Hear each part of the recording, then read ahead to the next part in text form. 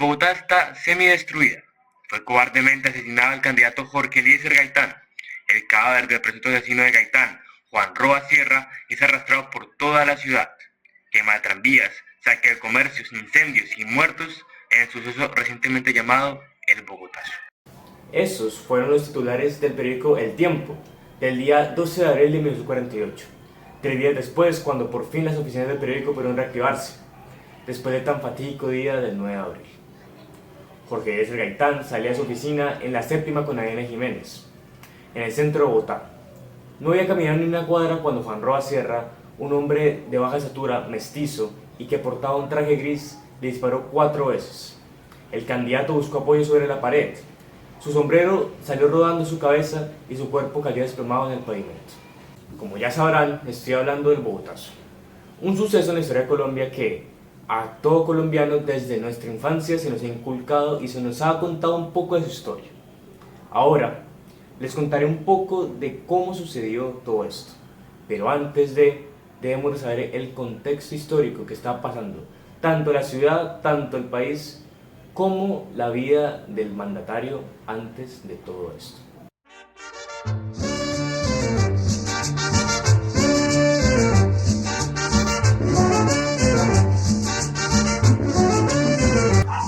En 1929 se empezó a escuchar la voz de ese hombre mestizo, que hablaba en nombre del pueblo y no de las élites.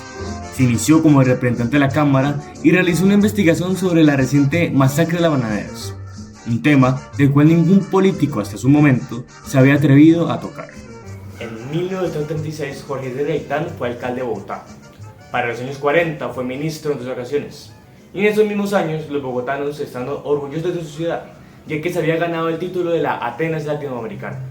Sin embargo, toda la nación estaba pasando por una época de gran violencia bipartidista. Para las elecciones de 1946, el Partido Liberal Colombiano se encontraba muy dividido. Primero, entre el candidato oficial, Gabriel Turbay, y segundo, en el candidato no oficial, el candidato recién lanzado a presidencia, Jorge Eliezer Gaitán, quien recientemente había inaugurado su propio partido después de haberse salido del Partido Oficial Liberal Colombiano. Durante su campaña política, Gaitán empezó a ser llamado el caudillo del pueblo, pues era una persona carismática y progresista, que llegaba a las personas con sus palabras y empatía. Él se destacó por su defensa de los derechos de las clases desfavorecidas. Remarcó mucho en que se debía mejorar la educación del país, ya que para él era ese el camino al progreso de la sociedad.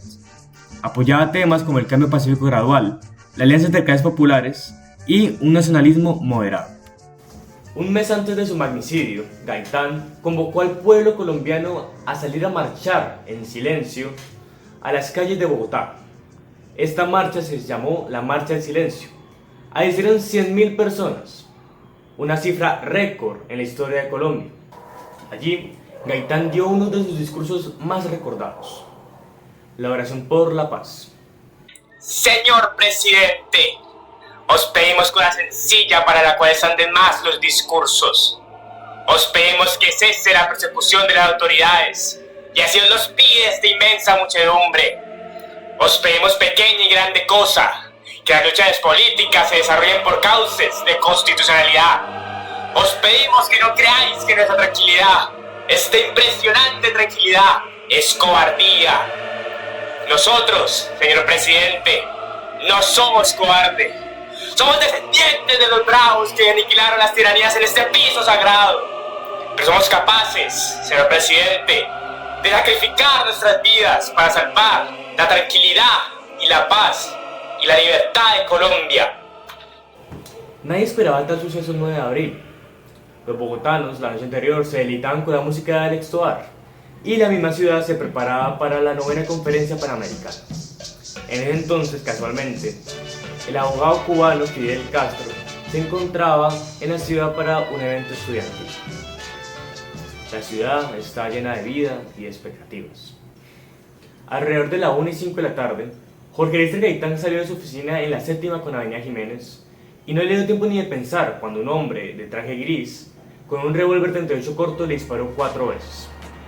El candidato fue rápidamente trasladado a un hospital donde 10 médicos lo atendieron, pero no se pudo hacer nada. A los 50 minutos de lo sucedido murió. 50 minutos agonizantes para él. Mientras tanto, en la escena del crimen, el compañero del presunto asesinato salió a la fuga sin antes señalar a su compañero, haciendo que toda la muchedumbre ahí presente se le alzara contra él.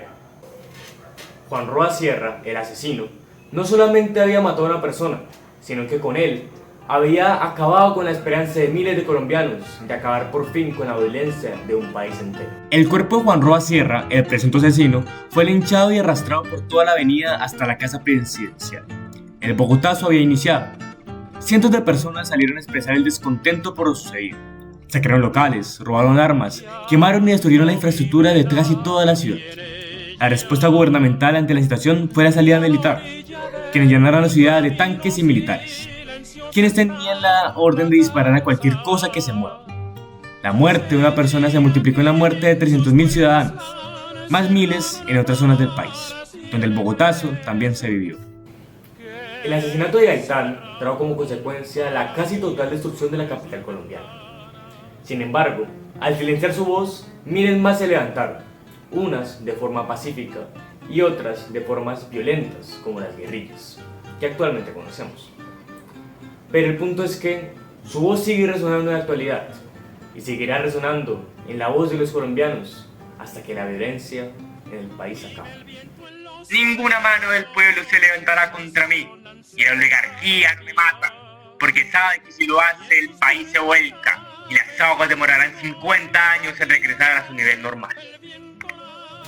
Eso dijo Gaitán alguna vez, sin saber que parcialmente tendría razón, pero que no duraría 50 años a Colombia curarse de esa herida en el pecho, sino que se demorará